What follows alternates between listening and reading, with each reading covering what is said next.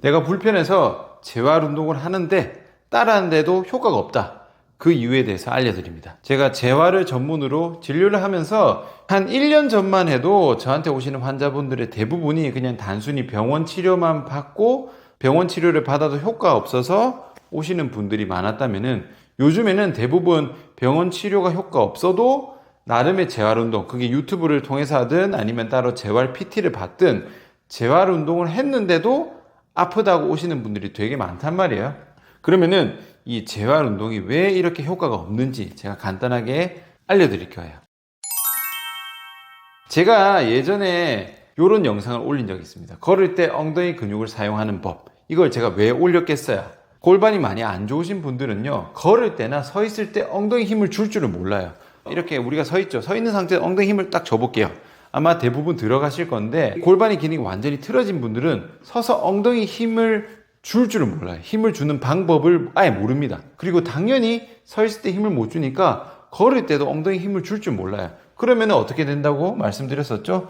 종아리를 과하게 쓰게 됩니다. 그러면서 종아리에 쥐가 난다든지 아니면 발바닥 통증까지 간단 말이에요. 이게 일반인 분들, 정상인 분들은 이 상황을 전혀 이해를 못하지만 환자분들의 경우 이런 경우가 되게 많아요. 이런 사람은 답답하지.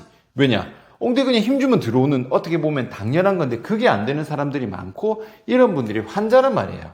근데 제가 이 영상을 올렸을 때 이 다른 분이 누가 인스타에서 이런 게 올렸어요. 걸을 때 엉덩이 근육 못 쓰는 사람이 어딨냐고. 그러면서 저랑 얘기를 좀 했는데 말씀을 드렸죠. 힙 브릿지나 스쿼트를 할 때도 엉덩이 근육을 못 쓰는 사람이 많다. 실제로 환자분들을 보면은. 그러니까 이 사람이 뭐라고 하냐면 말도 안 된다. 어떻게 엉덩이를 못 쓸 수 있냐? 힙 브릿지 하는데 엉덩이를 안 쓸 수가 있느냐? 이런 식으로 막 얘기를 하는 거예요. 그러면서 저보고 이거를 막 논문으로 증명해라면서 말도 안 된다면서 막 하는 거예요. 근데 이렇게 저한테 얘기한 사람이 누구였냐면요, 물리치료사 출신의 재활 트레이너였어요. 근데 심지어 이분이 어떤 사람이냐, 재활 트레이닝을 교육까지 하는 사람이야. 그런 사람이 스쿼트나 힙 브릿지나 걸을 때 엉덩이 힘이 안 들어가는 걸 이해를 못 하는 거야. 책에서 못 봤겠지. 그러니까 실제로 경험이 너무 없는 거야. 그런 사람들을 겪어보지 못하니까 그게 존재하지 않을 거라고 생각하는 거야.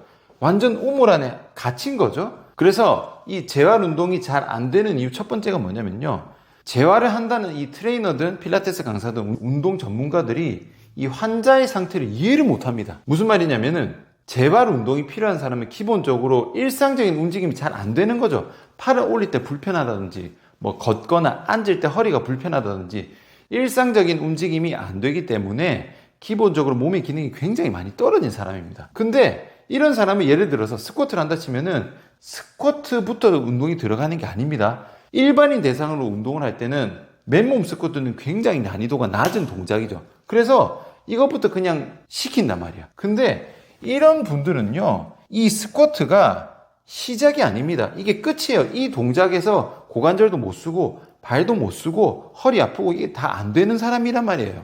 일상적인 움직임이 안 되는 사람들한테는요, 이 스쿼트는요, 끝에 가까워요. 이게 되면은 일상적인 움직임이 괜찮은 거잖아. 이게 안 되니까 불편한 거란 말이에요. 그러니까 스쿼트를 못하는 상태를 이해를 못해.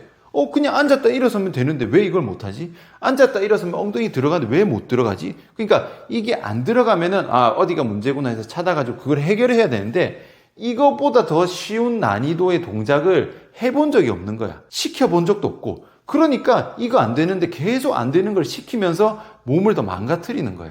이런 사람들이 너무 많아요. 근데 이거를 어떻게 보면은 일반 트레이너 분들, 그러니까 굳이 재활을 전문으로 하지 않고 통증이 있는 사람들을 전문적으로 트레이닝 안 하는 사람은 모를 수도 있어요. 나쁜 게 아니에요. 근데 나쁜 게 뭐냐면 본인이 재활을 전문으로 한다고 말을 해놓고 수준이 이거밖에 안 되는 거야. 그러니까 이게 문제입니다. 그게 망가뜨리는 사람이 너무 많고 제가 이걸 너무 많이 느껴요. 수준 미달입니다. 수준 미달. 회원이 못하면 그걸 할 수 있게 만들어줘야 되는데 회원이 못하는 거를 이해를 못하는 거야. 두 번째입니다. 이것도 저한테 오셨던 환자분인데 어깨 재활 운동을 배웠대요. 재활 운동을 배웠는데 어깨 통증이 더 심해진 거예요. 그래서 제가 물어봤어요. 어떤 운동 했냐고. 이런 운동 했대요. 자, 이게 쉬워 보이나요? 어려워 보이나요? 어려워 보이죠? 두 번째 이유입니다. 기능성 운동하고 재활 운동을 구분을 못해. 이게 다르다는 걸 몰라요. 무슨 말이냐면은 이런 운동은 기능성 운동이죠. 기능성 운동이라는 것은요, 아픈 사람을 위한 운동이 아닙니다. 재활 목적으로 들어가는 게 아니고 말 그대로 정상 상태에서 기능을 더 좋게 만들기 위해서 하는 운동이에요. 난이도가 훨씬 높아요. 다른 거 하나 더 볼까요? 이런 한 다리로 하는 운동, 이거 잘못 시켜서 망가뜨리는 것도 정말 많이 봤습니다. 이 운동은요, 골반이 안 좋은 사람이 할 수 있겠어요, 없겠어요? 못하지. 골반이 안 좋은 사람은 그냥 걷는 것도 불편한 사람이란 말이에요. 스쿼트도 잘 못하는 사람이란 말이에요.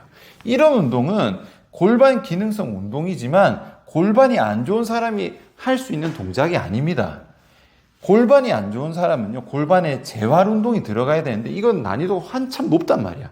이거는 기능성 운동입니다. 골반 운동 맞아요. 골반 안정성 운동 맞아요. 근데 이 골반의 재활 수준으로 가는 운동이 아니란 말이에요. 이거를 구분해야 되는데 이거를 구분 못하는 트레이너도 너무 많아요. 기능성 운동과 재활 운동은 완전히 다릅니다. 이렇게 난이도 있는 동작으로 들어가면 안 돼요.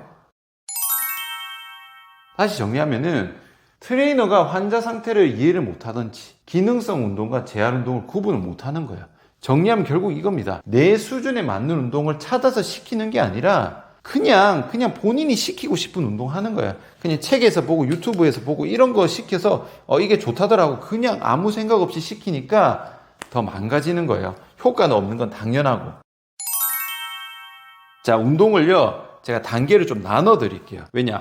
그냥 운동, 기능성 운동, 재활 운동도 범위가 너무 넓다 보니까 이거를 혼동하는 경우가 너무 많아요. 제가 간략하게 나눠서 설명할게요. 먼저 가장 낮은 단계 운동입니다. 1단계라고 칠게요. 이거는요, 수동적인 움직임을 하는 거예요. 그러니까 팔도 못 들어, 다리도 못 들어, 이런 사람입니다. 이런 사람은요, 수기호흡을 해야 돼요. 누워서 들어주고 해줘야 됩니다. 그러니까 대다수의 일반 재활 운동 하는 사람은 1단계에 해당하는 게 아니고 요거는 이제 막 수술하고 끝내서 거동이 불편한 병원에 입원 환자 수준, 그 정도가 들어가는 게 1단계입니다. 그리고 2단계는요, 능동적인 움직임이 필요한 상태. 대다수의 재활 운동이 필요한 사람이 2단계라고 생각하시면 됩니다. 이거는 능동적으로 움직여야 되기 때문에 수기호흡법 같은 걸로는 하면 안 돼요. 요게 잘 되면 2단계로 넘어가야 되는 거예요. 그래서 이게 제가 대부분 보여드리는 기능 재활, 어깨 올라갈 때 조금 불편하다든지 가벼운 동작, 조금 걸을 때 불편하다든지, 여기서의 목표는 일상생활이 불편한 게 없이 만들어주는 게 목적이라고 보시면 됩니다. 요거에서 중요한 거는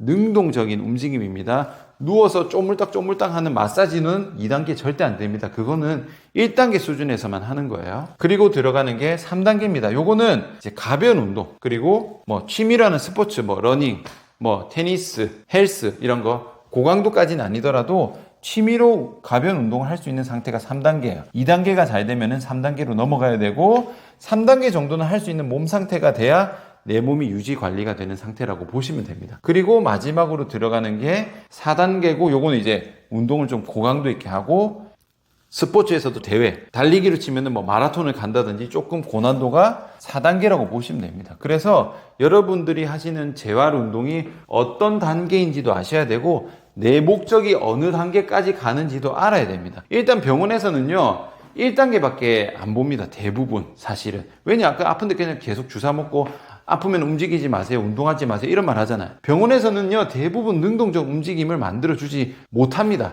그런 방향으로 치료가 설정되어 있지 않아요. 그냥 아픈데 주사 놓고 그냥 시술하고 수술하고 다 이거는 1단계 선에서만 가는 거지 2단계를 만들어주지 못하고, 제가 케이스로 보여드리는 대부분의 재활은 2, 3단계라 보시면 됩니다. 저는 2단계를 고치고 3단계까지 만드는 것을 목표로 합니다. 물론 4단계까지 가는 분들도 있는데 제가 보여드리는 대부분의 케이스는 2에서 3이라고 보시면 됩니다. 그리고 보통 헬스, PT 이런 거는 3, 4에 가깝겠죠. 3, 4에 가까운데 중요한 게 2단계를 해주는 데가 잘 없어요. 요즘에 대부분 이제 좀 불편하신 분들이 운동을 하는 재활 PT 이런 게 사실 2단계인데 이 2단계를 제대로 하는 데가 없어요. 2단계라고 해놓고 누워서 쪼물딱 거리는 수기호흡법만 한다든지 그러면은 수동적 움직임밖에 안 나오잖아요. 2단계 못 한단 말이에요. 혹은 2단계라고 해놓고 3, 4만 하는 거야. 3, 4를 할 수 있는 단계가 아닌데. 그래서 사실은 2단계가 되게 중요한데 2단계라고 해놓고 1단계만 한다든지 3단계만 하는 경우가 많기 때문에 재활운동이 효과가 없는 거예요. 대부분 재활운동이 1이나 3을 하기 때문에 문제가 됩니다. 2단계가 필요한 사람한테 1단계를 하면은 받을 때는 시원해, 좋아진 것 같아. 근데 유지가 안 된단 말이야. 정작 움직이면은 힘을 전혀 못 쓰고, 반대로 2단계를 해야 되는 사람한테 3단계를 하면은 못해. 스쿼트 하세요. 스쿼트 못 한단 말이야. 한 다리로 스쿼트 하세요. 아파서 못 한단 말이야. 그거는 2단계로 가야 되는 거야. 그래서 뭔가 운동을 하는데 좀 불편감이 있다든지, 일상생활에서 뭐 움직임이 잘 안 나온다든지, 그런 분들은 2단계를 하셔야 됩니다. 그래서 여러분들이 재활 PT를 받던, 유튜브에 있는 재활 운동을 하던, 그게 1인지 2인지 3인지 4인지 잘 구분하셔야 됩니다. 그리고 아까 말씀드렸던 기능적 운동은 엄연히 말하면 3, 4의 사이에 가까워요. 3, 4에 들어가야 되는 게 기능성 운동이지 재활 운동이 아닙니다. 아시겠죠? 그래서 이런 부분을 잘 이해를 하시면은 적어도 잘못된 이유는 알 수가 있어요. 그래서 결국은 이겁니다. 환자 고객에게 맞는 운동을 찾아서 시키는 것이 올바른 재활 운동입니다. 그러면 내가 맞는지 안 맞는지 찾는 게 되게 중요하겠죠. 이 찾는 게 뭐다? 결국 평가, 재평가입니다. 지금 내 몸 상태를 제대로 평가를 했는지, 평가를 하고 운동을 시킨 다음에 정말로 좋아졌는지 재평가를 하는지, 요게 핵심입니다. 일단은 요거 못하는 데는 무조건 가시면 안 돼요. 이런 부분 다시 한번 명심하시길 바랍니다. 오늘 영상은 여기까지입니다. 수고하셨습니다.